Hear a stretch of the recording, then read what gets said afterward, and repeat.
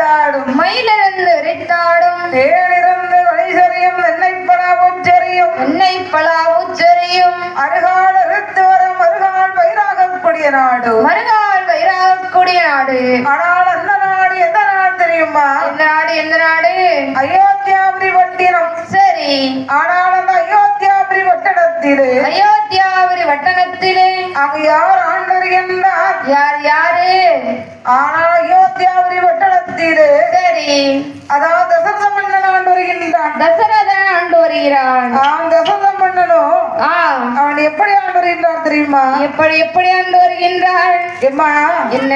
தசரத மன்னருக்கு 3 மனைவிமார்கள். 3 மனைவி காணாது. ஏன் ஒரு மனிதனுக்கு 7 பொண்டாட்டின்னு இருக்காங்க. 7 பொண்டாட்டி. அதுல 3 தானே கட்டியிருக்காரு. இன்னும் 4 எங்க? இன்னும் ஆப்ஷன் 4 இருக்கு. அப்படியா? ஆமா. சரி. அங்க சொன்னோம்மா வேற என்ன? ஏன்னா தசரத மன்னன் 3 மனைவிமார்கள் கட்டியிருக்காரு. 3 மனைவி கட்டியிருக்காரு. ஆமா. சரி.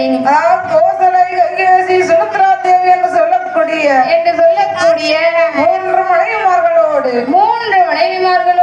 இந்த தசரத மன்னன் எப்படி அரசாண்டு வருகின்றார் தெரியுமா? எப்படி ஆண்டு வருகின்றாள்? என்ன செய்ய? அப்பெல்லாம் மன்னர்கள் இருந்திருக்காங்க. ஆமா. இந்த காலத்துல மட்டும் இல்ல, வேற என்ன? காலகாலமா அப்படி நடக்கத்தான் செய்யுது. பெரிய இடத்துக்காரியம். சரி. அந்த பிள்ளை நம்மளுக்கு எதுக்கு? அது வேண்டாம். ஆனால் பார்த்தார் என்ன? ஆனால் இப்படி கையாசி சுமித்ரா தேவி கோசலையோடு அரசாண்டு வரக்கூடிய நாளையிலே அவர் எப்படி அரசாண்டு வருகின்றார் தெரியுமா? எப்படி ஆண்டு வருகின்றார்? கும்பரிகை